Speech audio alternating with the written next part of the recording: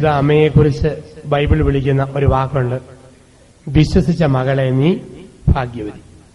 പരിശുദ്ധ അമ്മയെക്കുറിച്ച് വിളിച്ച വാക്കാണ് വിശ്വസിച്ച മകളെ നീ ഭാഗ്യവതി. നമ്മുടെ എല്ലാവരുടെയും ജീവിതത്തിൽ നമ്മൾ വിളിച്ചിരിക്കുന്നത് വിശ്വസിക്കാനായിട്ടാണ്. നമ്മൾ കാണുന്നുണ്ട്, കർത്താവായ ഈശോ തന്റെ 33 വർഷക്കാലത്തെ ഇഹലോക ജീവിതത്തിൽ 8 സുവിശേഷ ഭാഗ്യങ്ങൾ അരുളി ചെയ്തു. അഷ്ടസൗഭാഗ്യങ്ങൾ. തന്റെ ഇഹലോക ജീവിതകാലത്ത് ഈശോ അരുളി ചെയ്തത് 8 സുവിശേഷ ഭാഗ്യങ്ങളാണ്. ഉത്ഥാനത്തിന് ശേഷം ഈശോ അരുളി ചെയ്തത് 9ാമത്തെ സുവിശേഷ ഭാഗ്യം. അത് ഉത്ഥിതൻ അരുളി ചെയ്ത സുവിശേഷ ഭാഗ്യമാണ്. തോമസ് ശ്ലീഹായോട് പറഞ്ഞു, കാണാതെ വിശ്വസിക്കുന്നവൻ ഭാഗ്യവാൻ. ആദ്യം പറഞ്ഞു, ആത്മാവിൽ ദരിദ്രർ ഭാഗ്യവാൻ, വിലപിക്കുന്നവർ ഭാഗ്യവാൻ, സഹിക്കുന്നവർ ഭാഗ്യവാൻ, കരയുന്നവർ ഭാഗ്യവാൻ. അങ്ങനെ പറഞ്ഞ ഈശോ ഉത്ഥാനത്തിന് ശേഷം അരുളി ചെയ്ത സുവിശേഷ ഭാഗ്യമാണ് കാണാതെ വിശ്വസിക്കുന്നവർ ഭാഗ്യവാന്മാർ. നമ്മുടെയൊക്കെ ദൈവം വിളിച്ചിരിക്കുന്നത് പരിശുദ്ധ അമ്മയെ പോലെ കാണാതെ വിശ്വസിക്കണം. കാണപ്പെടുന്നതിലും വിശ്വസിക്കണം, നമ്മൾ കാണാത്തതിലും വിശ്വസിക്കണം. ചില കാര്യങ്ങൾ കാണുന്നില്ലെങ്കിലും നമുക്കറിയാം സത്യമായിട്ട് ഉണ്ടെന്നറിയാം. ഉദാഹരണത്തിന്, ഈ ദേവാലയത്തിനകത്ത് ഇപ്പോൾ ഒരു നല്ല TV ചാനൽ കൃത്യം ട്യൂൺ ചെയ്ത് വെക്കാമെങ്കിൽ സിനിമാ പാട്ട് കേൾക്കാം, സിനിമ കാണാം. TV ഇല്ലാത്തതുകൊണ്ട് കാണുന്നില്ല, പക്ഷെ കാണാത്ത TV തരംഗം ഈ പള്ളിക്കകത്തുണ്ട്. റേഡിയോ ഉണ്ടെങ്കിൽ പാട്ട് കേൾക്കാം, റേഡിയോ തരംഗമുണ്ട്, നമ്മൾ കാണുന്നില്ല. കാണുന്നതിനേക്കാൾ ശക്തിയാ കാണാത്തതിന്. നമ്മള് കപ്പലൊക്കെ വരുമ്പം സമുദ്രത്തിന്റെ തീരത്ത് ലൈറ്റ് ഹൗസ് ഉണ്ട്. ആ ലൈറ്റ് നമുക്ക് കാണാം നല്ല വെളിച്ചത്തിൽ. മൊബൈൽ ഫോണിന്റെ ടവറിലെ വെളിച്ചം നമുക്ക് അത്രയും കാണാൻ മേല. പക്ഷെ കാണാൻ മേലാത്ത മൊബൈൽ ടവറിലെ വെളിച്ചത്തിന് കാണുന്ന ലൈറ്റ് ഹൗസിലെ വെളിച്ചത്തേക്കാൾ പവർ കൂടുതലുണ്ട്. കാണപ്പെടാത്തതിനാ പവർ. നമ്മൾ ആരും കാണാത്തൊരു പരിപാടി നമ്മുടെ ചുറ്റുപാട് നടക്കുന്നുണ്ട്, കണ്ണുകൊണ്ട് കാണുന്നില്ല. ആ പ്രോഗ്രാം നടക്കുന്നതുകൊണ്ടാണ് നമ്മൾ മരിക്കാതിരിക്കുന്നത്. നമ്മൾ പുറത്തേക്ക് തള്ളിവിടുന്ന കാർബൺ ഡൈ ഓക്സൈഡിനെ ഓക്സിജനാക്കി മാറ്റുന്ന ഒരു പണി മരം നടത്തുന്നുണ്ട്, ഫോട്ടോസിന്തസിസ് എന്ന് പറയുന്ന ഒരു തിയറിയിലൂടെ. ഫോട്ടോസിന്തസിസ് എന്ന് പറയുന്ന തിയറി മരം നടത്തുന്നതുകൊണ്ടാണ്, ഇലകൾ ഉള്ളതുകൊണ്ട് ശുദ്ധീകരണം. അതുകൊണ്ടാണ് യൂറോപ്പിലും അമേരിക്കയിലൊക്കെ ഇന്ന് ഒത്തിരി വൃക്ഷങ്ങൾ നട്ടുപിടിപ്പിക്കണം, വനസംരക്ഷണം. കാരണം വനം തകരുമ്പോൾ നാട് തകരുന്നു. നമ്മൾ കാണുന്നില്ല, പക്ഷെ നടക്കുന്നില്ല. ഇപ്പൊ കാണപ്പെടാത്ത സംഭവങ്ങൾ ഒത്തിരിയുണ്ട് നമ്മുടെ മുമ്പിൽ. നമ്മളിവിടെ നോക്കാമെങ്കിൽ ഭൂമി അപ്പം പോലെ പരന്നാണ് കിടക്കുന്നത്, പക്ഷെ കാണാത്ത സത്യം തന്നെ ഭൂമി പന്ത് പോലെ ഉരുണ്ടായിരിക്കുന്നത്. കാണുന്നത് പരന്ന ഭൂമിയെ, പക്ഷെ യഥാർത്ഥ ഭൂമി ഉരുണ്ട ഭൂമിയാണ്. ഇപ്പൊ കാണപ്പെടാത്ത യാഥാർത്ഥ്യങ്ങൾ ഒത്തിരിയുണ്ട്. കണ്ണുകൊണ്ട് കാണുന്നതിനപ്പുറം ഒരുപാട് കാര്യങ്ങളുണ്ട്. അതാണ് വിശ്വസിക്കുക എന്ന് പറയാ. നമ്മളൊക്കെ വിശ്വസിക്കുന്നവരാ. സാധാരണ ജീവിതത്തിൽ നിങ്ങളും ഞാനുമൊക്കെ എത്ര മാത്രം വിശ്വസിക്കുന്നവരല്ലേ? വെറുതെ ഓർത്താൽ മതി എന്തെല്ലാം കാര്യങ്ങളിൽ.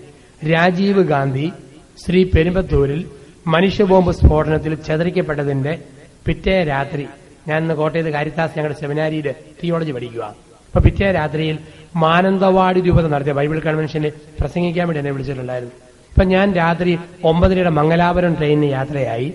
വെളുപ്പിനെ 3 മണിക്ക് കോഴിക്കോട് ചെന്നു. 4 മണിക്ക് അടുത്ത ബസ്സിൽ കയറി 7 മണിയായപ്പോൾ ബത്തേരിയിൽ ചെന്നു. 9:30 മുതൽ 11:30 വരെ പ്രസംഗിച്ചിട്ട് ഉച്ച കഴിഞ്ഞ് 2:30 ബസ്സിന് പോകുന്നു. കാരണം പിറ്റേ ദിവസം ക്ലാസ്സിൽ വരണമെന്ന് പറഞ്ഞാണ് അച്ഛന്മാർ വിട്ടിരിക്കുന്നത്. അപ്പൊ ഞാൻ ബസ്സിൽ കയറിയിരുന്നു. വല്ലാത്ത ക്ഷീണം. 5 രൂപയും ധരിച്ചിട്ടുണ്ട്, പോക്കറ്റിൽ പണമുണ്ട്, കയ്യിലൊരു സൂട്ട് കേസാണ്. 10-25 യാത്രക്കാർ ബസ്സിനകത്ത് ഇരിപ്പുണ്ട്. ഞാൻ ഇങ്ങനെ വരുമ്പം കൽപ്പറ്റ എന്ന സ്ഥലത്ത് വന്നപ്പോൾ ഞാൻ കൂർക്കം വലിച്ചുറങ്ങി. കോഴിക്കോട് ഡീസലടിക്കാൻ നിർത്തിയപ്പോൾ എഴുന്നേറ്റു. പെരുമ്പാവൂരിൽ കാപ്പു കുടിക്കാൻ നിർത്തിയപ്പോൾ എഴുന്നേറ്റു. ഏറ്റുമാനൂർ വന്നപ്പം കണ്ടക്ടർ കൊട്ടി വിളിച്ചിട്ട് പറഞ്ഞ് ഇറങ്ങേണ്ട സമയമായി. നീണ്ട 11.5 മണിക്കൂർ സമയം ബസ്സിനകത്തിരുന്ന് സുഖമായിട്ട് എനിക്ക് ഉറങ്ങാൻ പറ്റണമെങ്കിൽ ബസ്സിൽ എന്റെ കൂടെ യാത്ര ചെയ്യുന്ന യാത്രക്കാരെ ഞാൻ വിശ്വസിക്കണം. എന്റെ തൊട്ടു മുൻവശത്തെ സീറ്റിൽ വെള്ള പൈജാമയും കുർത്തയും ധരിച്ച ഒരു ചെറുപ്പക്കാരൻ ഇരിപ്പുണ്ട്. കറുത്ത ഫ്രെയിമുള്ള കണ്ണട വെച്ചിട്ടുണ്ട്. ഇടതുവശത്ത് അല്പം മുൻവശത്തായിട്ട് നീല സാൽവാറും കമ്മീസും ധരിച്ച ഒരു യുവതി ഇരിപ്പുണ്ട്. അരയിൽ അവിടെ ഒരു ബെൽറ്റും കെട്ടിയിട്ടുണ്ട്. എനിക്ക് വേണേ പേടിക്കാൻ, ദൈവമേ ഇത് ശുഭയാണോ തനുവാണോ ബെൽറ്റ് ബോംബാണോ കുനിഞ്ഞാ പോട്ടുപോകും. ഈ ഭയം ഉണ്ടെങ്കിൽ വണ്ടിക്കകത്തിരുന്ന് ഉറങ്ങാൻ പറ്റിയല്ല. ഈ വെള്ളപ്പൈജാമയും കുർത്തയും ധരിച്ചത് ശിവരശനാണോ രാജീവിന്റെ ഘാതകൻ? അങ്ങനെ ഓർത്താൽ എനിക്ക് ഉറങ്ങാൻ പറ്റിയല്ല. കൂട്ടത്തിൽ യാത്ര ചെയ്യുന്ന യാത്രക്കാരെ ഞാൻ കണ്ണുടച്ച് വിശ്വസിക്കണം. കൂട്ടത്തിൽ യാത്ര ചെയ്യുന്ന യാത്രക്കാരെ ഞാൻ കണ്ണുടച്ച് വിശ്വസിക്കണം. യാത്രക്കാരെ മാത്രം വിശ്വസിച്ചാൽ മതിയോ? കൂട്ടത്തിൽ വണ്ടി ഓടിക്കുന്ന ഡ്രൈവറെ വിശ്വസിക്കണ്ടേ? വയനാടൻ ചുരങ്ങള് 12 വളവുകളാ. ഹെയർ പിൻ വളവ്. ബത്തേരിന്ന് അടിവാരത്തെത്തുമ്പം 12 വളവാ. ഓരോ വളവിലും വരുമ്പോൾ ഡ്രൈവറെ വിശ്വാസമില്ലെങ്കിൽ ഞാൻ നോക്കുവൻ സ്റ്റിയറിംഗ് ഇടത്തോട്ട് പിടിക്കുന്നു, വലത്തോട്ട് പിടിക്കുന്നു. ഇടത്തോട്ട് പിടിക്കേണ്ട സ്റ്റിയറിംഗ് അവൻ വലത്തോട്ട് പിടിച്ചാൽ വണ്ടിയുടെ ഷേപ്പും എന്റെ ഷേപ്പും മൊത്തം പോകും. വണ്ടി ഓടിക്കുന്ന ഡ്രൈവറെ വിശ്വസിക്കണം, നേഴ്സിനെ വിശ്വസിക്കണ്ടേ? നേഴ്സ് ഗ്ലൂക്കോസിന്റെ സ്റ്റാൻഡും ഗ്ലൂക്കോസ് കുപ്പിയായിട്ട് അടുത്തേക്ക് വരുന്നു. എന്നാ ഉറപ്പിലാണ് കിടന്നു കൊടുക്കുന്നത്? ഒരു നിമിഷം അവൾ അബ്നോർമലായിട്ട് കുപ്പിങ്ങാനും കുത്തിപ്പൊട്ടിച്ച് നെഞ്ചത്ത് കുത്തിക്കയറ്റിയാലോ? ചെയ്യുകയില്ല എന്നൊരു വിശ്വാസം. പരിശോധിക്കുന്ന ഡോക്ടറെ വിശ്വസിക്കണ്ടേ? ഡോക്ടറെ നമ്മൾ വിശ്വസിക്കണം.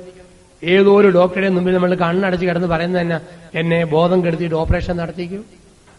ഒരുത്തനിങ്ങനെ ഡോക്ടറോട് പറഞ്ഞു എന്നെ ബോധം കെടുത്തി ഓപ്പറേഷൻ നടത്താം. അപ്പൊ ഡോക്ടർ പറഞ്ഞു മയക്കാതെ പറ്റിയല്ല, ബോധം കെടുത്തണം. അവൻ ചോദിച്ചു എത്ര രൂപയാ ബോധം കെടുത്താൻ? ഡോക്ടർ പറഞ്ഞു 950 രൂപ.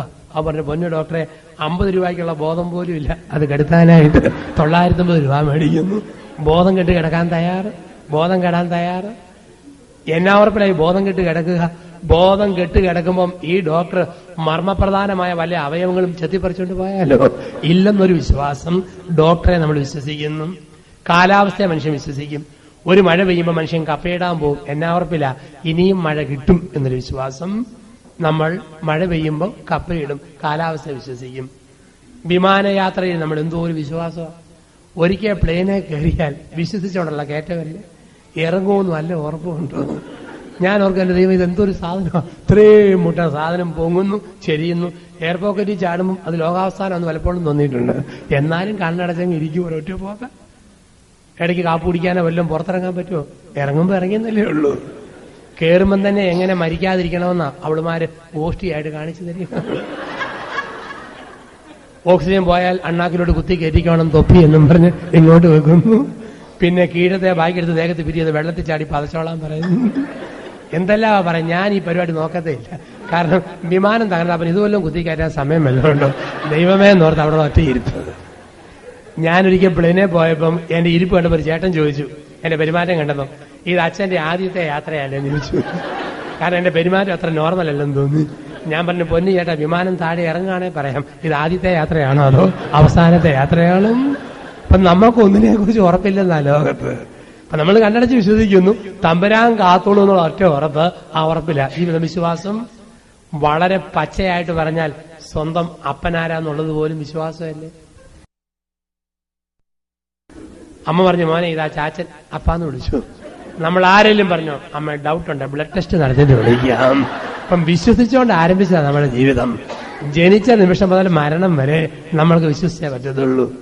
വിശ്വസിക്കുന്ന മനുഷ്യന്റെ ചരിത്രം എന്നത് കഴിഞ്ഞ കൊല്ലം ഞാൻ അബ്രഹാമിനെ വ്യാഖ്യാനിച്ച് സൂചിപ്പിച്ചിട്ടുണ്ടായിരുന്നു. അബ്രഹാമിനെ കുറിച്ച് വിശ്വാസ ചരിത്രം. വിശ്വസിക്കുന്ന ഒരുപിടി കഥാപാത്രങ്ങളെ ബൈബിളിൽ നമുക്ക് കാണാം. ഒരു ശക്തനായ ഒരു കഥാപാത്രത്തെ നമ്മൾ കണ്ടെത്തും. പുറപ്പാടിന്റെ പുസ്തകം 2 മുതൽ 18 വരെ അധ്യായങ്ങൾ. പുറപ്പാട് 2 മുതൽ 18 വരെ അധ്യായങ്ങളിൽ ഇസ്രായേൽ ജനത ഈജിപ്തിൽ ഒരു വലിയ ജനതയായിട്ട് വർദ്ധിച്ചു വരികയും അങ്ങനെ വർദ്ധിച്ചു വരുമ്പോൾ ഈജിപ്തുകാർക്കൊരു പേടി, ഇസ്രായേൽക്കാർ അംഗസംഖ്യയിൽ വളർന്നു വന്നാൽ ഈജിപ്തുകാരെ തോപ്പിച്ചാലോ. അതുകൊണ്ട് ഈജിപ്തുകാർ ഫറവോനെ കൊണ്ട് കൽപ്പന ഇറക്കിച്ചു, ഇസ്രായേൽക്കാർ സ്ത്രീകള് ഈജിപ്തിൽ പ്രസവിക്കുന്നത് ആണാണോ കൊന്നേക്കണം, പെണ്ണാണോ ജീവിക്കാൻ അനുവദിക്കുക. ഇതായിരുന്നു കൽപ്പന. കൽപ്പന നിറവേറ്റാൻ വയറ്റാട്ടികളായ സൂതികർമ്മിണികളെ പറഞ്ഞയച്ചു. അവർ കൃത്യമായിട്ട് ആൺകുട്ടികളെ കൊല്ലാൻ നോക്കി. പക്ഷെ മനസാക്ഷിക്കുത്ത് അവർ കൊന്നില്ല. അവരെന്ത് ചെയ്തു? ഇവരെ എല്ലാം രക്ഷിച്ചു പോരുക. ഫറവോന് മനസ്സിലായി കൽപ്പന തോറ്റു, കൽപ്പന പരാജയപ്പെട്ടു. ഫറവോൻ കൽപ്പന തിരുത്തി, ആൺകുട്ടികളെ കൊല്ലണ്ട, നൈൽ നദിയിലെ വെള്ളത്തിൽ ഒഴുക്കിയാൽ മതി, പെണ്ണാണെങ്കിൽ ജീവിക്കട്ടെ. വീണ്ടും സൂതികർമ്മിണികൾ എന്ന മിഡ്വൈഫുമാരെ പറഞ്ഞയച്ചു. അവർ കൽപ്പന നിറവേറ്റി ആൺപിള്ളാരെ വെള്ളത്തിലൊഴുകി പെൺപിള്ളാരെ ജീവിക്കാൻ അനുവദിച്ചു. അങ്ങനെ ഇരിക്കെ ആരോഗ്യതിളകാത്രയും സുന്ദരിയും സുമുഖിയുമായ ഒരു ഇസ്രായേൽക്കാരി യുവതി മിടുക്കനായ ഒരാൺകുഞ്ഞിനെ പ്രസവിച്ചു. വെള്ളത്തിലൊഴുക്കാൻ ഈ വയറ്റാട്ടിക്കും തോന്നിയില്ല, അമ്മയ്ക്കും തോന്നിയില്ല. 3 മാസക്കാലം കുഞ്ഞിനെ രഹസ്യത്തിൽ വളർത്തി. 3 മാസം കഴിഞ്ഞ് പിന്നെയും വളർത്തിയാൽ ഫറവോൻ പിടികൂടും. അതുകൊണ്ട് കരിവേല മരം കൊണ്ട് പേടകം ഉണ്ടാക്കി, പേടകത്തിൽ പുല്ല് വെതറി പഞ്ഞി വെതറിയിട്ട് കുഞ്ഞിനെ പേടകത്തിൽ കിടത്തി പേടകത്തിന് മൂടിയിട്ടു. മൂടിക്ക് സുശര വിട്ടു. ഫറവോന്റെ പുത്രി മുങ്ങിക്കുളിക്കുന്ന കുളിക്കടവിൽ കാട്ടുപന്ത ചെടികൾക്കിടയിൽ പേടകം ഒളിച്ചു വെച്ചു. വയറ്റാട്ടി അടുത്തു നിന്നു, പെറ്റതള്ള ദൂരെ മാറി നിന്നു. ഫറവോന്റെ പുത്രി മത്സ്യത്തെ പോലെ മുങ്ങിത്തുടിച്ച് കുളിച്ച് പതച്ച് നടക്കുമ്പം പേടകം കണ്ണിപ്പെട്ടു. എടുത്തുകൊണ്ട് വരാൻ പറഞ്ഞ് തോഴിമാര് പേടകം എടുത്തുകൊണ്ട് വന്നു. വയറ്റാട്ടി ഓടിച്ചു ഒപ്പം. പേടകത്തിന് മൂടി തുറന്നപ്പം ഒരു മിടുക്കം കൊച്ചു ചിരിച്ചുകൊണ്ട് കിടക്കുന്നു. വെള്ളത്തിൽ നിന്ന് എടുത്തുകൊണ്ട് പേരിട്ടു മോശ. വെള്ളത്തിൽ നിന്ന് എടുത്തുകൊണ്ട് ഇട്ട പേര് മോശ. മോശ എന്ന വാക്കിന്റെ അർത്ഥം മോശാഹ് എന്ന് പറഞ്ഞാൽ he who is drawn out. He who is drawn out, വലിച്ചെടുക്കപ്പെട്ടവൻ മോശ, വലിച്ചെടുക്കപ്പെട്ടവൻ മോശ. അപ്പോൾ വയറ്റാട്ടി ചോദിച്ചു, ഈ കുഞ്ഞിനെ വളർത്താൻ ഒരായെ കൊണ്ടുവരാൻ പറഞ്ഞു. അവൾ ഓടിച്ചെന്ന് കൊണ്ടുവന്നത് മോശയുടെ പെറ്റതള്ളെ കൊണ്ടുവന്ന് കൊടുത്തു. ഇതാണ് ആയ. കുടിപ്പിക്കുകയും ചെയ്തു, ശമ്പളം മേടിക്കുകയും ചെയ്തു. മഹാഭാഗ്യം. ഈ മുലപ്പാല് കുടിപ്പിച്ച കൂട്ടത്തിൽ ഈ മോശയുടെ അമ്മ മോശയോട് ഇസ്രായേൽ ജനതയുടെ ഈജിപ്തിലെ കഥനകഥകൾ മുഴുവൻ പറഞ്ഞു. മോശയ്ക്ക് പ്രശ്നം മനസ്സിലായി. 20-ാം വയസ്സിൽ കൊട്ടാരത്തിലെ കൊഴുപ്പുള്ള ഭക്ഷണം കഴിച്ച് നല്ല മെഴുത്ത മോശ കൊട്ടാരത്തിന് പുറത്തിറങ്ങുമ്പോഴുണ്ട് ഒരു ഈജിപ്തുകാരൻ ഇസ്രായേൽക്കാരനെ അടിക്കുന്നു. അരിശം വന്ന മോശ രക്തബന്ധത്തിന്റെ തിളപ്പിൽ ഒരു കല്ലെടുത്ത് ഒറ്റയിടി. ഈജിപ്തുകാരൻ മരിച്ചു വീണു. മണലിൽ കുഴിമാന്തി ശവം മറവ് ചെയ്തു. 2 നാൾ കഴിഞ്ഞു. മോശ വീണ്ടും പുറത്തിറങ്ങുമ്പം 2 ഇസ്രായേൽക്കാർ തമ്മിൽ അടിപിടി കൂടുന്നു. മോശ ചോദിച്ചു, മോശ ചെന്നിട്ട് സമാധാനം സ്ഥാപിക്കാൻ ചെല്ലുക. അവര് ചോദിച്ചു, ആരാടാ നിന്നെ ഞങ്ങളുടെ ന്യായാധിപനായി നിശ്ചയിച്ചത്? നീ ഈജിപ്തുകാരനെ കൊന്ന കാര്യം ഞങ്ങൾക്കറിയാം. ഫറവോനോട് പറയാൻ പോകുന്നു, ജീവൻ വേണലോടുക. മോശയ്ക്ക് മനസ്സിലായി കാര്യം നിസ്സാരമല്ല, പ്രശ്നം ഗുരുതരം. മോശ അവന്റെ കീറിപ്പോയ കീറ്റക്സും മടക്കി കുത്തി ഓടാൻ തുടങ്ങി. ഓടി 100 നാഴിക താണ്ടി അങ്ങ് ദൂരെ മീദിയാൻ ദേശത്ത് എന്നും. മീദിയാൻ ദേശത്ത് ഒരു പ്രധാന പുരോഹിതൻ, പേര് ജത്രോ. അദ്ദേഹത്തിന് 10,000 പെണ്ണാടുകളും 7 പെമ്മകളും ഉണ്ടായിരുന്നു. ജത്രോ എന്ന മനുഷ്യൻ പറഞ്ഞു, പൊന്നുമോനെ മോശെ, എന്റെ 10,000 ആട്ടിൻകൂട്ടത്തെ നീ പാർട്ടായിട്ടും മൂത്തപുത്രി സിപ്പോറായ ഓൾസയിലായിട്ടും നീ തന്നെ മേയിക്കുക. അങ്ങനെ ജത്രോയുടെ മൂത്ത മകളെ കല്യാണം കഴിച്ച് മോശ കഴിഞ്ഞു. വേദപുസ്തകം പറയുന്നു, മോശയ്ക്ക് വർഷങ്ങൾ കഴിയുക. 80-ാം വയസ്സിൽ അമ്മായിയപ്പം പണ്ടേൽപ്പിച്ച ആട്ടുംപറ്റത്തിന്റെ വംശാവലിയെ തീറ്റിക്കോട് നിൽക്കുമ്പോൾ ഒരു കാഴ്ച കണ്ടു. മുൾപടർപ്പിൽ തീ കത്തി ജ്വലിക്കുന്നു, പക്ഷെ കത്തുന്ന സാധനം കരിയുന്നില്ല. മനുഷ്യൻ തീ കത്തിച്ചാൽ കത്തുന്ന സാധനം കരിയും, പക്ഷെ ദൈവം തീയിട്ടപ്പം കരിഞ്ഞില്ല. അതാണ് ദൈവത്തിന്റെ പ്രത്യേകത. മറിയം പ്രസവിക്കും, കന്യാത്വം നഷ്ടപ്പെടുകയല്ല. മാതാവ് പ്രസവിച്ചാലും കന്യാത്വം നഷ്ടപ്പെടുകയല്ല. കാരണം അത് ദൈവത്തിന്റെ പദ്ധതിയാ. മുൾപടർപ്പിൽ തീയിട്ടോ കരിയുകയല്ല. മനുഷ്യൻ കടലാസ് കത്തിച്ചോ ചാരമാകും, ഒരു കഷ്ണം കത്തിച്ചോ ചാരമായിട്ട് മാറും. പക്ഷെ ദൈവം തീയിട്ടാൽ അത്ഭുതം ഒന്നും നടക്കുക. ഇത്രയും പേര് ഈ പള്ളിയിലിരിക്കുന്നു. നിങ്ങളിലെല്ലാം ദൈവം നിറഞ്ഞതുണ്ട്, എന്നിലുണ്ട്, നിങ്ങളിലുണ്ട്. പക്ഷെ ആരും ദൈവം ഭസ്മമാക്കുകയല്ല. ആയിരിക്കുന്ന അവസ്ഥ അംഗീകരിച്ചുകൊണ്ടാണ് ദൈവം പ്രവർത്തിക്കുക. തീ കത്തിയാലും കരിക്കാതെ ദൈവം. അന്തരീക്ഷത്തിൽ കൈവീശിയിട്ട് മുട്ടായിയും ഭസ്മവും മേടിക്കുന്ന സത്യസായി ബാബയുടെ ദൈവം ബൈബിളിന്റെ ദൈവമല്ല. ദൈവജനത്തിലെ ഭക്തന്മാരെ മാറോട് ചേർത്ത് ഞെക്കിപ്പിടിച്ചിട്ട് കുത്തിയിരുന്ന് ചൊള്ളിസുക്കേട്ടയെ പോലെ കുലുങ്ങുന്ന ദൈവം അത് ബൈബിളിന്റെ ദൈവമല്ല. ബൈബിളിന്റെ ദൈവം എന്ന് പറഞ്ഞു കഴിഞ്ഞാൽ ആ ദൈവം പ്രത്യേകിച്ചൊന്നും കാണിക്കുകയല്ല. എല്ലാവരും ദൈവ സാന്നിധ്യമുണ്ട്, അത് അവിടെ തന്നെ നിറഞ്ഞു നിന്നോട്ട് മനുഷ്യന്റെ അവസ്ഥയെ മാറ്റിയല്ല, വിക്ക് മാറ്റിയല്ല. മോശയുടെ വിക്കോടുകൂടി സ്വീകരിക്കുന്ന ദൈവം. അപ്പൊ മോശ ഇങ്ങനെ നോക്കിയപ്പം ഒരു സ്വരം, മോശ നീ ഇങ്ങ് അടുത്തുവാ. മോശ അടുത്തിരുന്നു. നിന്റെ ചെരുപ്പ് ഊരി മാറ്റ്. മോശ ചെരുപ്പ് ഊരി മാറ്റി. എന്താണ് ചെരുപ്പ് എന്നുള്ളതിന്റെ അർത്ഥം ബൈബിളിൽ? ചെരുപ്പ് ഊരി മാറ്റുക എന്ന് പറഞ്ഞാൽ സെക്യൂരിറ്റി ഉപേക്ഷിക്കുക എന്നാണ്. സെക്യൂരിറ്റി ഉപേക്ഷിക്കുക, സുരക്ഷിതത്വം ഉപേക്ഷിക്കുക, അതാണ് ചെരുപ്പ് ഊരി മാറ്റുക. ചെരുപ്പെന്ന് പറഞ്ഞാൽ കാലിൽ പൊടി പറ്റാതിരിക്കാൻ, കാല് കല്ലിൽ തട്ടാതിരിക്കാൻ, മുള്ളു കൊള്ളാതിരിക്കാൻ മനുഷ്യനുണ്ടാക്കിയ സെക്യൂരിറ്റി, അത് ഊരി മാറ്റുക. ദൈവത്തിൽ ആശ്രയിക്കാൻ ആഗ്രഹിക്കുന്നവൻ സുരക്ഷിതത്വം ദൈവത്തിൽ തന്നെ വെക്കുക. നാളെയെക്കുറിച്ചുള്ള അമിതമായ ആകുലതകൾ നമുക്ക് അരുത്, അമിതമായ ഉത്കണ്ഠകളരുത്. അതാ പറയുക, നമ്മളൊക്കെ എന്ത് ഉത്കണ്ഠയുള്ള മനുഷ്യരാ. ഒന്ന് ചുമച്ചാൽ മതി. ഇപ്പോഴൊക്കെയാണ് പഴയതുപോലല്ല, ഒരു ചുമ വർഷത്തിൽ 2 പ്രാവശ്യമേ വരുള്ളൂ. ഒരു ചുമ 6 മാസം നീണ്ടു നിൽക്കുമെന്നാ പറയാ. അപ്പം ചുമ വന്നാൽ സംശയമാണ്, TV ആണോ, വേർത്താ മതി പ്രഷറാണോ, ഞരമ്പ് തെറ്റിയാൽ മതി അറ്റാക്ക് ആണോ, ഊരിയിട്ട പാൻസിക്കൂടെ ഉറുമ്പ് കയറിയാൽ മതി ഷുഗറിന്റെ ആരംഭമാണോ. എന്തോ ഒരു ടെൻഷൻ ആൾക്കാർ, എന്തോ ഒരു ടെൻഷനാണ്. അപ്പം തമ്പുരാനിൽ ആശ്രയിക്കുന്നവർക്ക് ഈ അമിതമായ ടെൻഷനൊന്നുമില്ല. വർക്കല് ഒരു തുരങ്കം ഉണ്ടെന്നും പറഞ്ഞ് വൈക്കം തൊട്ട് കുനിയേണ്ട കാര്യം വല്ലതുണ്ടോ? സമയമാകുമ്പോൾ അങ്ങ് കയറി പോയാൽ പോരെ. വരുമ്പം വരുന്നതിന്റെ ബാക്കി വരുന്നിടത്ത് വെച്ച് കാണും.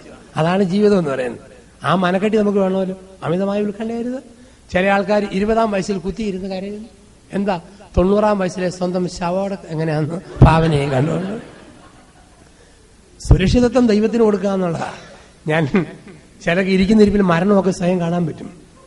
ഞാൻ എഞ്ചിനീയറിംഗ് കോളേജിലെ പിള്ളേരെ ഭരണങ്ങാനത്ത് ധ്യാനിപ്പിക്കുക. ഇപ്പം കോളേജിൽ വഴക്കായണ്ട് അച്ഛന്മാർ എന്താ വെച്ചാൽ അച്ഛൻ വല്ലതൊക്കെ പറഞ്ഞ് അവരെ ഒന്ന് ഇരുത്തണം. അല്ലെങ്കിൽ ഞങ്ങൾ പറഞ്ഞ ഇവർ ഇരിക്കുകയില്ല, അതുകൊണ്ട് ഇരുത്തുന്ന വിധത്തിൽ എന്തെങ്കിലും പറഞ്ഞ് 3 ദിവസം കൈകാര്യം ചെയ്യാൻ പറ്റും. എത്ര രൂപ വേണം തന്നേക്കാം, 3 ദിവസം വരെ കൈകാര്യം ചെയ്താൽ മതി എന്ന് പറഞ്ഞു ധ്യാനമന്ദിരത്തിലേക്ക്.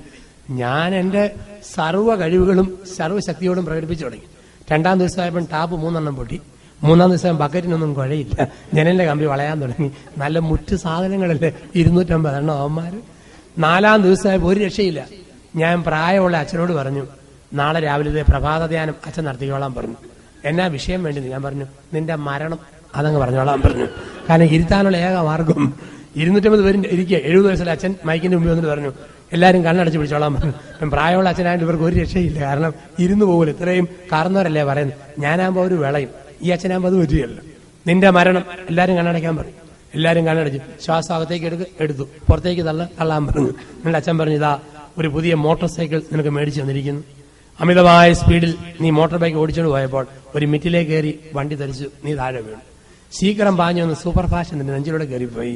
നീ രണ്ടായിട്ട് കീറിമുറിഞ്ഞു. പോസ്റ്റ്മോർട്ടം നടത്തി, മൂക്കിൽ പഞ്ഞി വെച്ച്, കാലിൽ ഷൂസ് ഇട്ട്, തലയിൽ മുടി വെച്ച് നിന്നെ പെട്ടി കിടത്തിയിരിക്കുന്നു. അമ്മ കരയുന്നു, അപ്പം കരയുന്നു, പെങ്ങന്മാരും സഹോദരന്മാരും നാട്ടുകാരും മൊത്തം കരയുന്നു. ഇതാ 2:30 മണി സമയത്ത് അച്ഛനും കപ്പ്യാരും കുരിശും കൊടയും എല്ലാം വന്നിരിക്കുന്നു. അവരടുത്ത് വന്നു. ചന്ദനത്തിരി വെഞ്ചിരിക്കുന്നു, വെള്ളം വെഞ്ചിരിക്കുന്നു, സാമ്പ്രാണി വെഞ്ചിരിക്കുന്നു. പ്രാരംഭ പ്രാർത്ഥന ആരംഭിച്ചു. ഇതാ ചരമപ്രസംഗം പറയുന്നു, എല്ലാവരും കരയുന്നു. നിന്റെ കാറോസുസ കഴിഞ്ഞു. നിന്റെ മൃതശരീരം വീട്ടിൽ നിന്ന് എടുക്കുകയാണ്. അപ്പോൾ ശവമഞ്ചം എടുക്കുന്നു എന്ന് പറഞ്ഞപ്പോഴത്തേക്ക് ഓർഗനയില് വിടവാങ്ങുന്നതിനെന്നുള്ളത് ശോകമയമായിട്ട് ഈ പാട്ടുകാരൻ അങ്ങ് വായിച്ചു കൊടുത്തു. എന്നുവെച്ചാൽ ഒരു നിന്റെ ശവം ഒരു പെട്ടി കിടത്തിക്കൊണ്ട് സ്റ്റെപ്പ് ഇറങ്ങി, കുത്തുകല്ലിറങ്ങി, ഓടയിലൂടെ ഇടകടിയിലൂടെ കൊണ്ടുപോകുന്നു. 10 പേര് പെട്ടി ഇതാ ഇങ്ങനെ പൊക്കി പിടിച്ചിരിക്കുന്നു. നീ പെട്ടിയിൽ ഇങ്ങനെ കിടക്കുമ്പോൾ കുലുങ്ങാതിരിക്കാൻ കല്ലേന്ന് കല്ല്, മണ്ണേന്ന് മണ്ണ്, തിട്ടേന്ന് തിട്ട, കയ്യാല ഇങ്ങനെ കയറി എല്ലാവരും കൊണ്ടുപോകുന്നു. പെട്ടി കിടക്കുന്ന നിന്റെ കുലുങ്ങുന്ന ദേഹത്തെ കുലുങ്ങാതിരിക്കാൻ അവർ ശ്രദ്ധിക്കുന്നു. ഇത്രയും പറഞ്ഞപ്പം എല്ലാരും കണ്ണടച്ചിരിക്കുക. ഓരോരുത്തൻ ആരുന്നുണ്ട്, പെട്ടിയിട്ട് കുലുക്കാതാറാന്ന് പറഞ്ഞു. അവന് ശരിക്കും ലയിച്ചു പോയി. അവന്റെ അടക്കം അവന് ശരിക്കും കണ്ടു. ചില ആൾക്കാർക്ക് 20-ാം വയസ്സിൽ തന്നെ സ്വന്തം ശവടക്ക് ഭംഗിയായിട്ട് കാണാൻ പറ്റുന്നവരുണ്ട്. അപ്പൊ അമിതമായ ഉത്കണ്ഠകൾ അരുത് നമ്മൾ പറയാ. അമിതമായ ഉത്കണ്ഠകൾ. സുരക്ഷിതത്വം ദൈവത്തിന് കൊടുക്കുക, ഉത്കണ്ഠകൾ തമ്പുരാൻ ഏൽപ്പിക്കുക, ദൈവകരങ്ങളിലേക്ക് നമ്മുടെ എല്ലാ ആങ്സൈറ്റിയും തമ്പുരാന് കൊടുക്കുക എന്നുള്ളതാ. ഇതാണ് വിശ്വാസ ജീവിതം എന്ന് പറയുക. ഇപ്പൊ മോശ ചെരുപ്പൂരി മാറ്റി. മോശ ചോദിച്ചു നീ ആരാ? ഉത്തരം ചോദ്യത്തെക്കാൾ കുഴയ്ക്കുന്നതായിരുന്നു. ഐ ആം ഹൂ ആം. ഞാൻ ആകുന്നവൻ ആകുന്നു. മോശയ്ക്കൊന്നും പിടിയിട്ടില്ല. നീ പോണം. എങ്ങോട്ട്? ഈജിപ്തിലേക്ക്. എന്തിന്? ജനമായ ഇസ്രയേലിനെ ഫറവോന്റെ അടിമത്തത്തിൽ നിന്നും മോചിപ്പിക്കാൻ.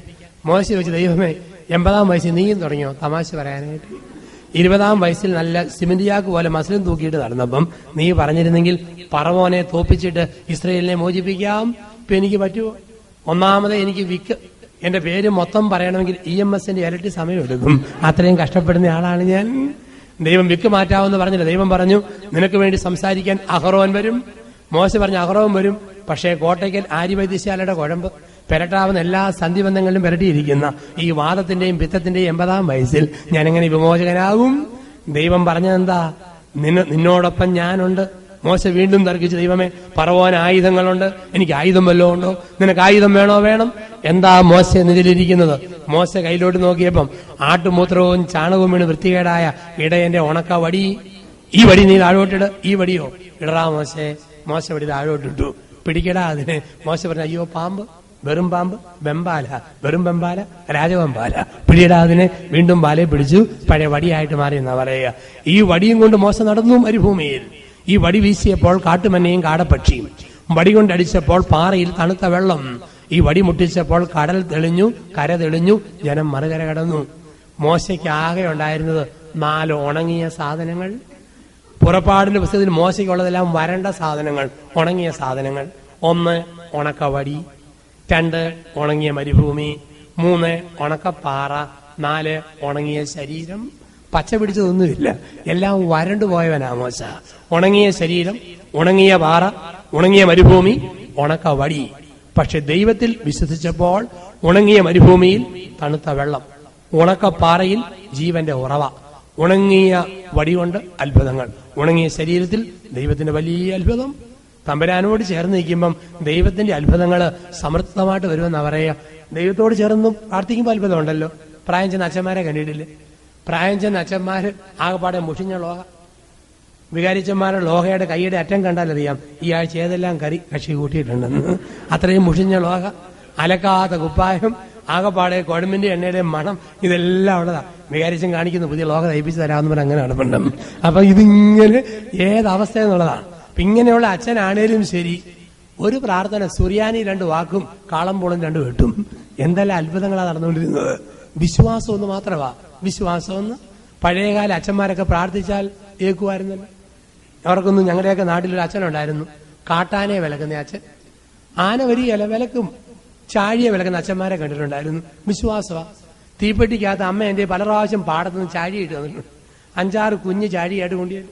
അച്ഛൻ എന്ന് പറഞ്ഞ സുറിയാനി ഏണ്ടൊക്കെ പറഞ്ഞിട്ട് നമുക്കൊരു പിടിയില്ല, തരും, കൊണ്ടുവിടറാ കണ്ടതിലോട്ടെന്ന് പറയും. ഞാൻ കൊണ്ടുവന്നങ്ങോട്ട് വിടും. വിടുന്ന പാടെ എല്ലാ ചാഴിയും കൂടെ പറന്നുപോയി രാജ്യം വിട്ടു പോവുക. ഈ വിലക്കിന്റെ പവർ ഇപ്പൊ അത്രയും പവർ ഏശുന്നില്ല.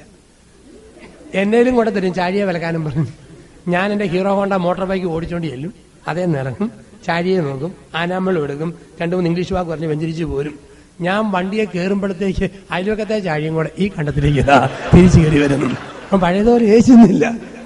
അച്ഛന്മാരുടെ പ്രാർത്ഥന കേൾക്കുന്നില്ലെന്നൊരു തോന്നല്. ഒരച്ഛന്റെ അടുത്ത് ഒരു മനുഷ്യൻ ഒരു ജീപ്പും കൊണ്ട് വന്നു. അച്ഛൻ ഒന്ന് വെഞ്ചരിക്കാൻ പറഞ്ഞു. അച്ഛൻ വെഞ്ചരിച്ച് എല്ലാ ജീപ്പിന്റെ സകല ഭാഗത്തും കുരിശും വരച്ച് കൊടുത്തു വിട്ടു. പക്ഷെ ഇയാള് വണ്ടിയും കൊണ്ട് പോകുന്ന വഴിക്ക് വണ്ടി വെള്ളം, തോട്, കണ്ടം, ചെളി, കിണർ അവിടെ ഇടിച്ച് വെള്ളം എവിടെ ഉണ്ടോ അങ്ങോട്ട് ഇടിച്ചിടിച്ച് കയറുക. ഇയാളത് എന്നാ ഇടപാടാ ഇത്? ആകപ്പാടെ സങ്കടം. ഈ മനുഷ്യൻ വണ്ടിയും കൊണ്ട് വേഗം അച്ഛൻ്റെ അടുക്ക് വന്നു. എന്റെ അച്ഛ, തോട്, കണ്ടം, ചെളി, കിണർ കാണുമ്പം വണ്ടി വെള്ളത്തിൽ പോയി വീഴുക, എന്നാ പറ്റിയെന്ന് അറിയത്തില്ല. അച്ഛൻ പറഞ്ഞു, ഞാനെങ്ങനെ വെഞ്ചരിച്ച അങ്ങനെ പറ്റുന്നില്ല, എന്നാ പറ്റിയ മക്കളെ എന്ന് പറഞ്ഞു. അപ്പം രാവിലത്തെ ബുക്ക് മാർക്ക് വെച്ചിട്ടുണ്ട് വെഞ്ചരിച്ച പുസ്തകത്തിന്റെ. അച്ഛൻ വണ്ടി കൊണ്ടുപോയി കൊണ്ടുവന്നു. ബുക്ക് നോക്കിയിട്ട് അച്ഛൻ പറഞ്ഞു, അയ്യോ അബദ്ധം പറ്റിയതാ മക്കളെ, ഞാൻ വള്ളത്തിന്റെ വെഞ്ചരിപ്പാ വെഞ്ചരിച്ചത്, ജീപ്പിന്റെ വെഞ്ചരിച്ച ഇനി കൊണ്ടുവരാൻ പറഞ്ഞു. അപ്പൊ ചിലപ്പോ അപ്പൊ ഏക്കോ വലിയ സംശയിക്കുന്ന ഒരു കാലഘട്ടത്തിലാണ് നമ്മൾ ജീവിക്കുക. ഞാൻ ആലുവായില് മിണ്ടാമർത്തി ധ്യാനിപ്പിക്കുക. അപ്പം ആലുവ മിണ്ടാമർത്തി ധ്യാനിപ്പിച്ചുകൊണ്ടിരുന്നപ്പോഴത്തേക്ക് മദർ പറഞ്ഞു, എന്റെ യോസച്ച, ഇവിടുത്തെ മാവിൽ മാങ്ങ ഉണ്ടാകുമ്പോൾ അണ്ടിക്കകത്തെല്ലാം വണ്ട്, അതുകൊണ്ട് അച്ഛൻ ഈ അണ്ടിയിലെ വണ്ടിനെ ഒന്ന് ബന്ധിച്ചിട്ട് പോകണമെന്ന് പറഞ്ഞു. അപ്പൊ എന്നെ എടുക്കാൻ പറ്റും. ഞാൻ പറഞ്ഞു, ഊറാലി ആനമ്പളം കൊണ്ടുവരാൻ പറഞ്ഞു. ഞാനോർത്ത് ഈ സിസ്റ്റേഴ്സ് ഇത്രയും നിഷ്കളങ്കമായിട്ട് പറഞ്ഞതല്ലേ, സർവ്വശക്തിയോടും കൂടെ ഞാൻ ഉള്ളുരുക്കി പ്രാർത്ഥിച്ചുകൊണ്ട് ബന്ധിച്ചു, ദൈവമായ കർത്താവേ, ഈ മാവിൽ കാലാകാലം ഉണ്ടാകുന്ന മാങ്ങാടെ അണ്ടിയിലെ വണ്ടിനെ ബന്ധിക്കണം ഇപ്പോഴും എപ്പോഴും എന്നേക്കും. ഞാൻ ആനാമ്പളവും കളിച്ചിട്ട് പോകും. ഒരാഴ്ച കഴിഞ്ഞ് മദറിന്റെ കത്ത്, എന്റെ അച്ഛനും പ്രാർത്ഥിക്കുന്നില്ല, പക്ഷെ ഇത്രയും പവറുള്ള പ്രാർത്ഥനയാണ് ഇപ്പോൾ അറിഞ്ഞു. അച്ഛൻ പോയതിന്റെ 3-ാം ദിവസം ഭയങ്കര മഴയും കാറ്റും വന്നപ്പം മാവ് മൂടെ ഒടിഞ്ഞു പോയി.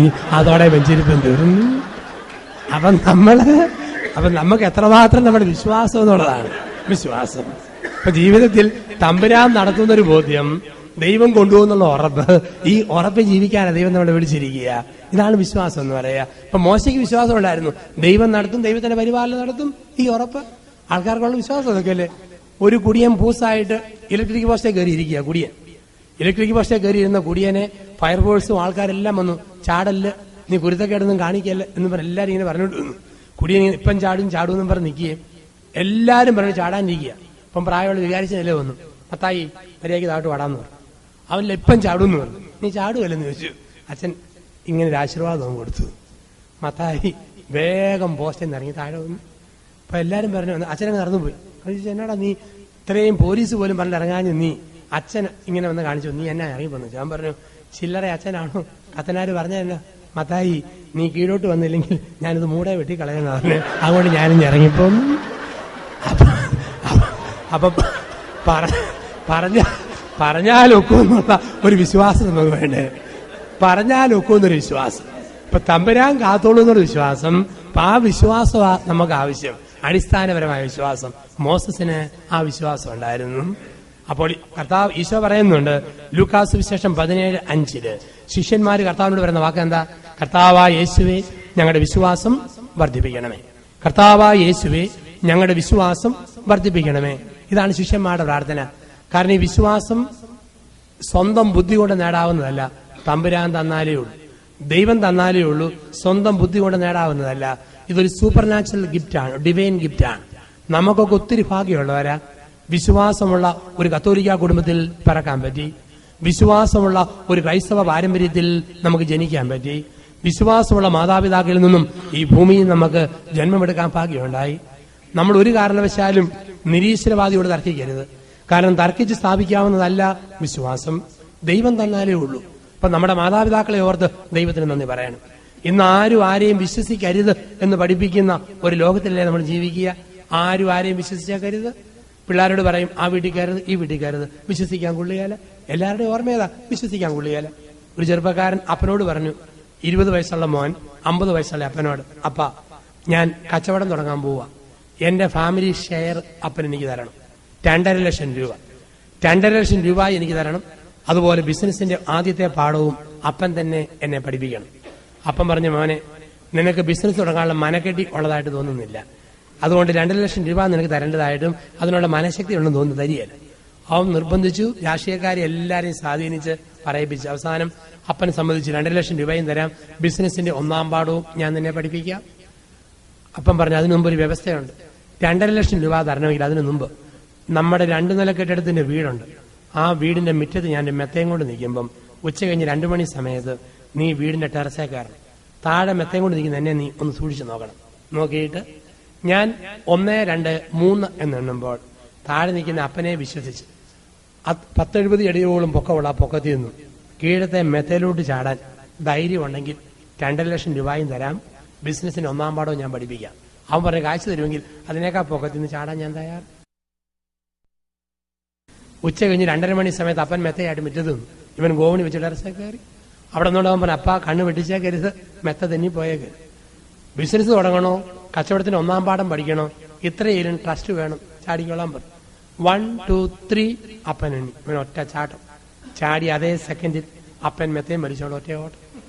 താഴെ വീണവന്റെ മുട്ട് പൊട്ടിപ്പോയി, നടു പുളുക്കിപ്പോയി, പുഴുവിനെ പോലെ വളയാൻ തുടങ്ങി. അവൻ പറഞ്ഞാലും അപ്പൊ ഇത് കൂട്ട് കൊലച്ചതി അപ്പൻ എന്നോട് തന്നെ കാണിച്ചല്ലോ.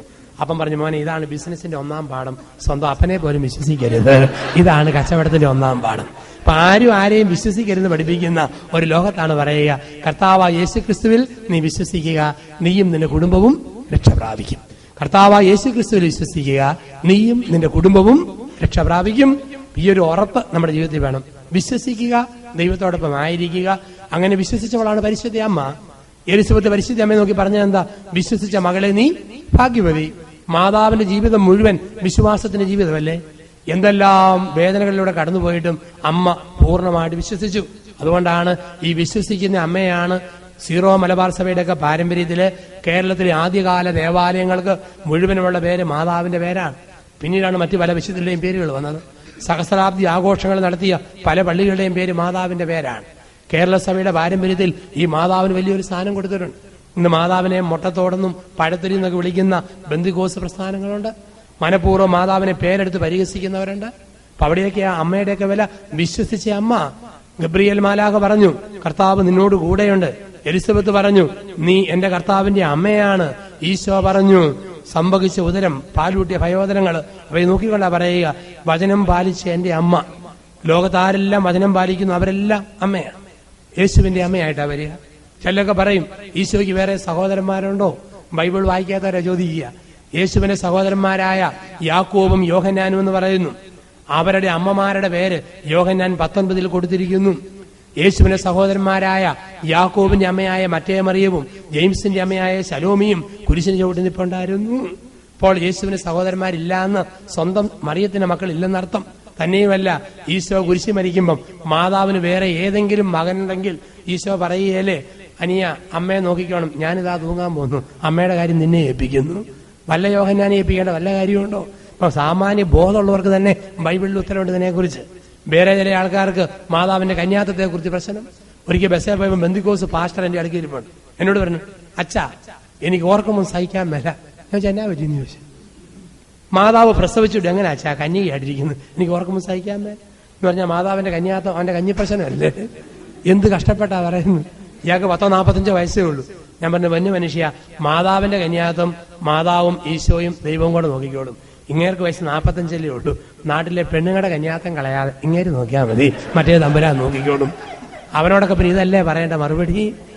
ഇപ്പൊ പരിശുദ്ധ അമ്മയ്ക്ക് സഭയുടെ ചരിത്രത്തിൽ നിർണായകമായ പങ്കുണ്ട്. നമ്മൾ കാണുന്നു മാതാവിനെ കുറിച്ചുള്ള ചിന്തകളില് ടിപ്പു സുൽത്താന്റെ സൈന്യം, കർണാടകത്തിലെ ബാംഗ്ലൂരിലെ വാഡിയാർ രാജാവിന്റെ സൈന്യാധിപനായ ടിപ്പു സുൽത്താൻ പട്ടാളവുമായിട്ട് വരിക.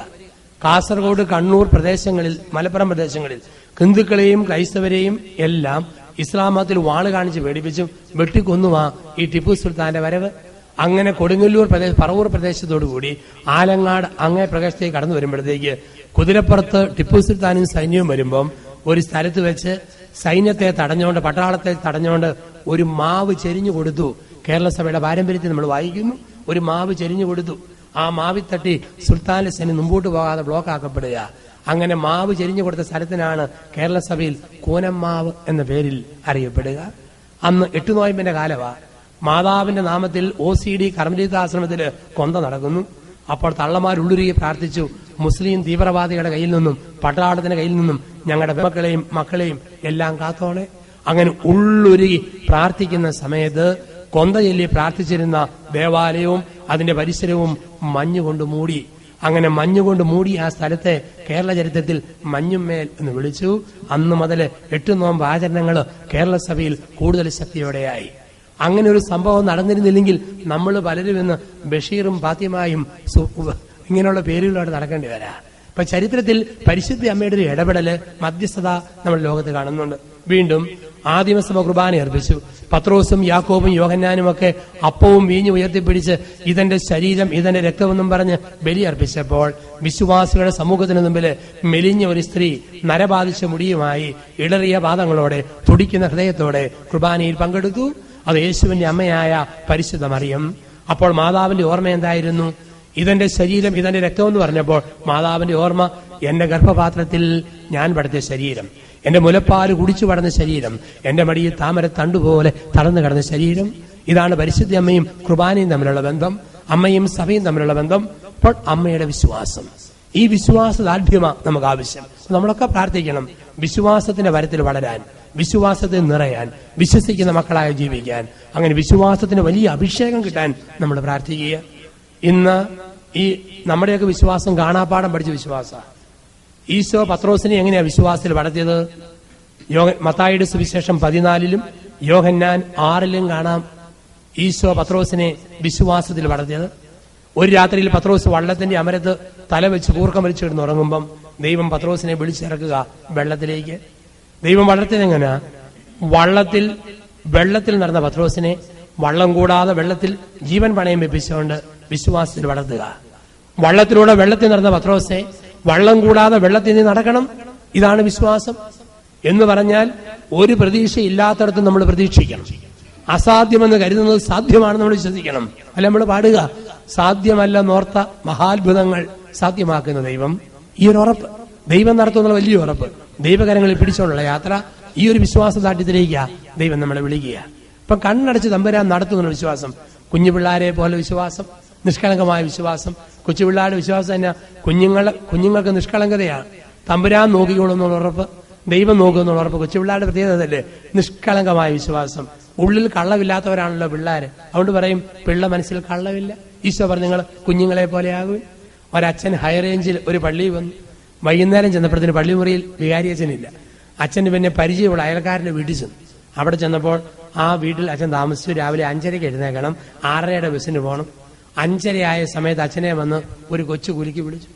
അച്ഛൻ എഴുന്നേറ്റ് നോക്കുമ്പോഴത്തേക്ക് വീട്ടിലെ ഒരു കൊച്ചു മോൻ ഒരു കയ്യിൽ കോൾഗേറ്റിന്റെ പേസ്റ്റ്, മറുകൈയിൽ നാക്കു പഠിക്കാൻ ഈർക്കിലി കീറിയ ഒരു നാക്കു പഠിക്കാനുള്ള ആളി, ഇടത് കൈയിൽ ഒരു ബ്രഷിന്റെ ഹെയർ എല്ലാം ഇങ്ങനെ വിടന്നിരിക്കുന്നു.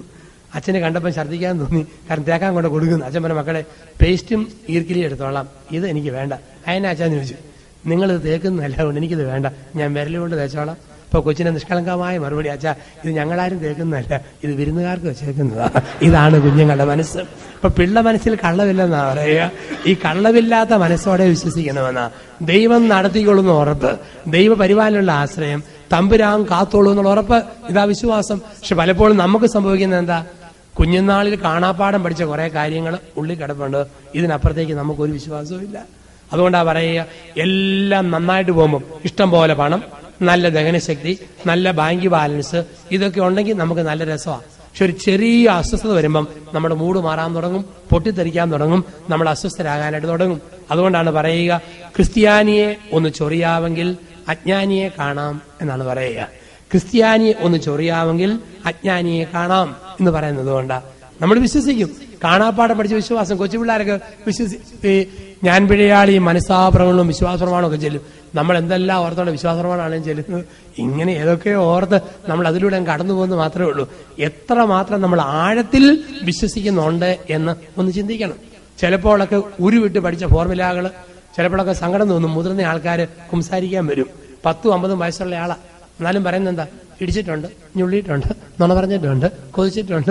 പണ്ടങ്കാട് കന്യാസ്ത്രീ പഠിപ്പിച്ച പാപം ആ ലിസ്റ്റ് ഇന്നും ഉദ്ധരിക്കുന്നവരെ കണ്ടിട്ടുണ്ട്. അപ്പൊ ഇത്രയും നമ്മൾ വളർന്നിട്ടുള്ളതാ. എത്രമാത്രം ആഴത്തിലേക്ക് നമുക്ക് വളരാൻ സാധിച്ചിട്ടുണ്ട്. പലപ്പോഴും കാണാപ്പാടം പഠിച്ച ഒരു പിടി ഫോർമുല ഉള്ളിത്തട്ടാത്ത വിശ്വാസമല്ലേ. സിസ്റ്റേഴ്സ് ശൈര്യലേപനം സ്വീകരിക്കാൻ വേണ്ടി 50 പിള്ളേരെ ഒരുക്കിക്കൊണ്ടു വന്നു.